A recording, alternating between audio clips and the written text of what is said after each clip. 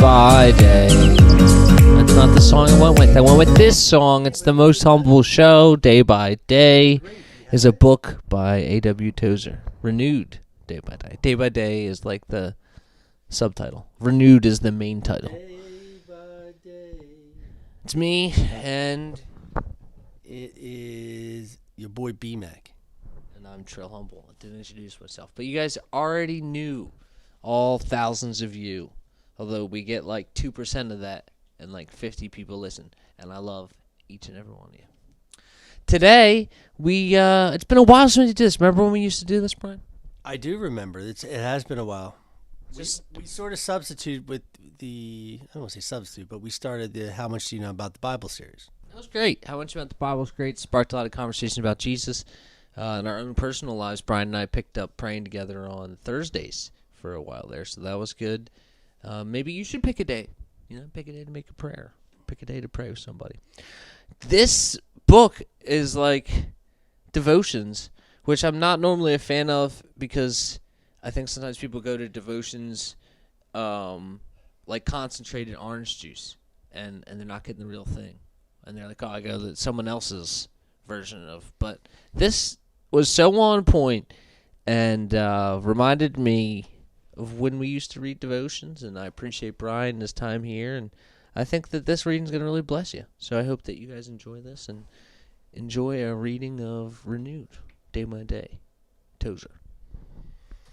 Yeah, and this is we just want to give a shout out to Ed Prophet, who sends us Tozers usually daily. He did in the past anyway. But this is his favorite devotional book.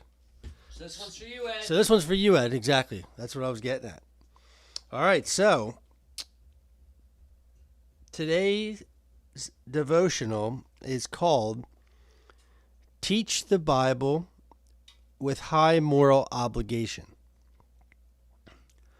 Romans 6:13 says, "Yield yourselves unto God as those that are alive from the dead, and your members as instruments of righteousness unto God."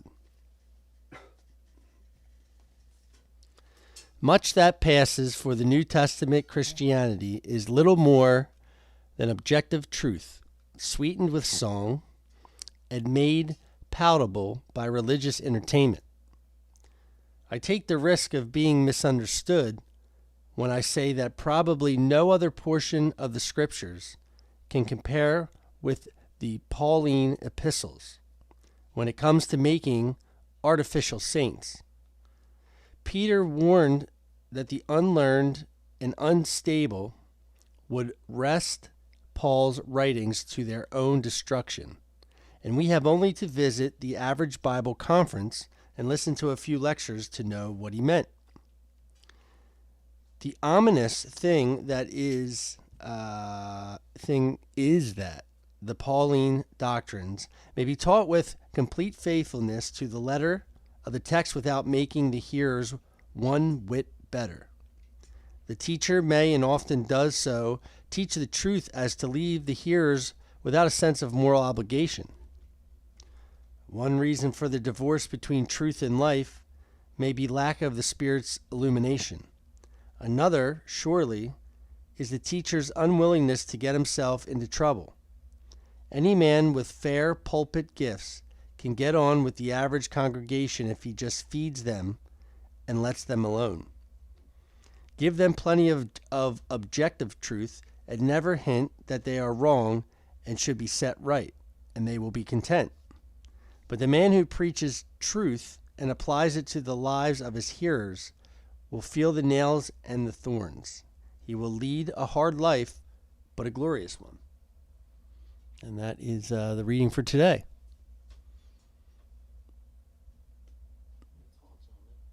What's your thoughts on it, Ben? That's great. We always learn a lot by asking questions. I feel the first part where he was saying,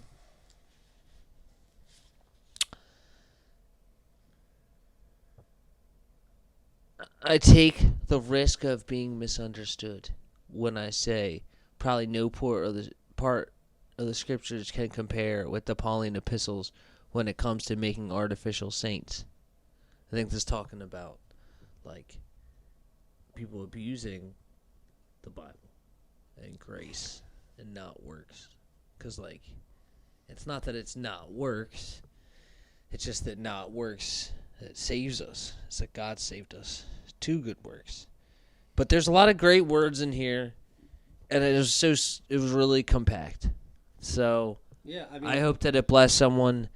Even like, it's annoying to say like you should rewind it and go back and listen to it. You should rewind it and listen to Brian read it again. It was good. Enjoyed listening to that. Gave me a lot to think about. And I guess teach the Bible with high moral obligation, meaning like it's good if you can rep what you're teaching. But sometimes, like maybe in my case, you've made mistakes or you've messed up in the past to a point where you're not going to be able to preach to people from a point of like, well, look, I've maintained a holier stance. But you could preach to them from a stance of, hey, God's made this holy in my life, or here's something I've changed because God's changed how I look at it, or whatever.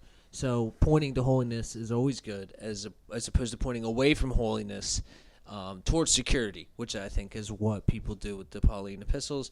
They point towards the security of salvation, and the fact we don't need works, and they kind of bypass the fact that those works are, good works are a great thing. I mean, some people are saying the Bible says, "He who wins souls is wise." So, yeah, I guess I don't have anything else to say about this. I just thought it was a good someone need to hear it, I thought.